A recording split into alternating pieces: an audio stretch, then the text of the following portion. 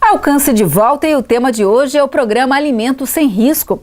A gente viu no bloco anterior que foi a partir de um termo de cooperação técnica que as organizações passaram a tornar efetivas as políticas públicas de defesa da sanidade dos alimentos.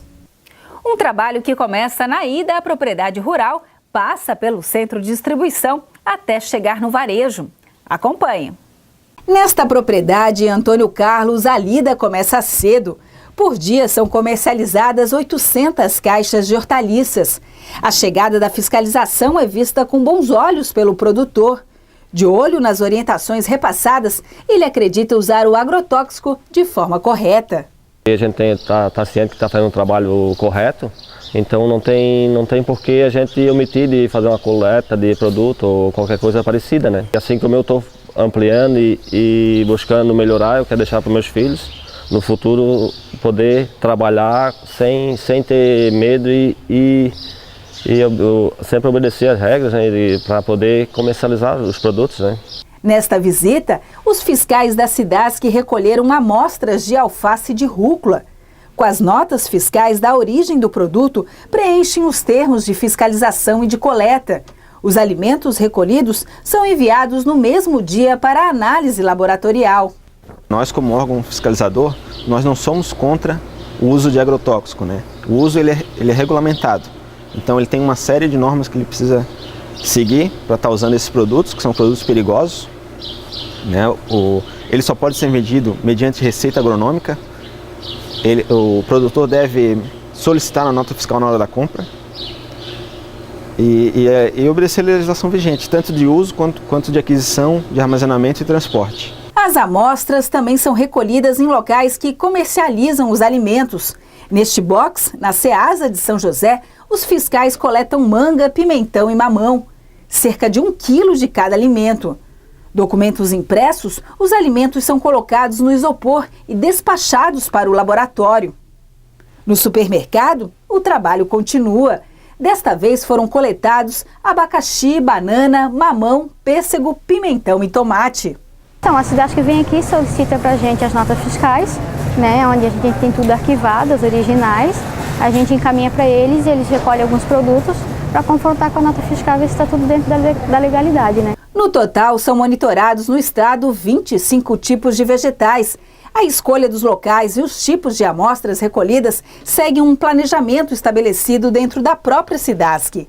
As coletas de amostras pelo programa Alimento Sem Risco tiveram início em 2010, após a Ceasa assinar com o Ministério Público um TAC, um termo de compromisso de ajustamento de conduta, para adequar o comércio e custear 120 análises de resíduos de agrotóxicos por ano. Com apoio do Fundo para a Reconstituição de Bens Lesados, foram obtidos recursos para mais 500 análises, totalizando 620. Número que alcança todas as regiões agrícolas do estado, tanto no campo como no comércio.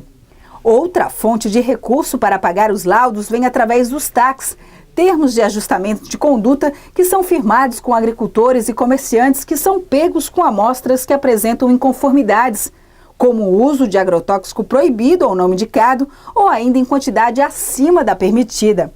Quando isso acontece, um inquérito civil é instaurado e o produtor ou comerciante notificado. É que com a celebração do TAC não há necessidade do ajuizamento de nenhuma ação judicial. Ali já se impõem cláusulas na qual o comerciante ou o produtor se compromete a implementar a rastreabilidade, ou seja, identificar onde é feita a produção, o nome do produtor, o local da produção, o registro do produtor, e também se compromete a adotar boas práticas no uso do agrotóxico, e daí isso é uma resposta rápida para aquela situação sem a necessidade do ajuizamento de uma ação.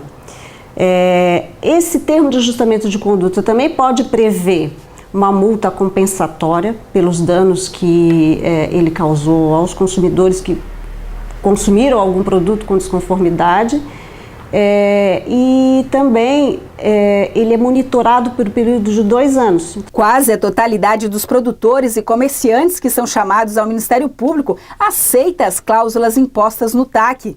Para uma minoria, é ajuizada na Justiça uma ação civil pública proposta pelo MP. O objetivo é ressarcir a sociedade de eventuais prejuízos. Aqui em São José, recentemente, ainda esse mês, a gente conseguiu 2 liminares em ações civis públicas ajuizadas em situações em que a pessoa não aceitou o TAC. E essas liminares prevêem a aplicação de uma multa de R$1.000 por quilo de alimento que ele esteja comercializando e em que haja desconformidade no uso de agrotóxico. A gente viu na reportagem que é preciso uma série de etapas e processos para que o alimento chegue sem risco na mesa do consumidor. Para detalhar mais essa questão, eu continuo o papo com a promotora de justiça Grécia Malheiros de Rosa Souza.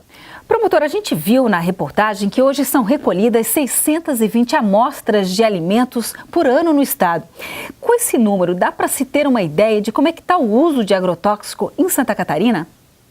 Sim, sem dúvida, com esse número de amostras, apesar de não ser um número estatístico, de não representar um programa oficial do Estado, ele consegue sim movimentar toda a cadeia produtiva. Com os resultados, a gente percebe que apesar da desconformidade ela vir diminuindo, o número de produtos com agrotóxico ele é bastante alto, cerca de 70% dos produtos que nós coletamos, apesar de estar dentro do que a legislação permite, contém resíduos de agrotóxicos, mesmo após respeitado o prazo de carência, respeitado todo o processo produtivo, as boas práticas agrícolas. Então esse resultado ele nos chama a atenção para 2 pontos. Um, que tem diminuído, então o nosso trabalho tem resultado num resultado positivo, mas também, por outro lado, que a gente precisa ainda verificar outras formas alternativas de cultivo para diminuir o uso do agrotóxico. E promotora, no combate ao uso indiscriminado de agrotóxico, como é que deve ser o papel do produtor e de quem comercializa os alimentos? Bom, o papel do produtor é de buscar informação, de respeitar sempre o que o agrônomo receita no receituário, só utilizar o agrotóxico realmente quando não tiver alguma outra alternativa. Hoje a Epagri tem vários programas, várias técnicas agrícolas alternativas ao uso de agrotóxico e somente em caso de real necessidade de utilizar o agrotóxico, respeitar a carência, respeitar as formas de uso, usar o IPI para se proteger também. Então, existem todos esses cuidados, eles certamente vão trazer um alimento mais seguro, garantindo também a saúde do próprio produtor. E para quem comercializa? Para quem comercializa, verificar os seus fornecedores, realizar análise nos seus produtos, porque não é só uma obrigação do Estado fiscalizar a qualidade dos alimentos, mas também daquele fornecedor. Ele vai lá e faz algumas coletas para ver se os seus produtos realmente têm qualidade e assim garantir essa qualidade ao consumidor.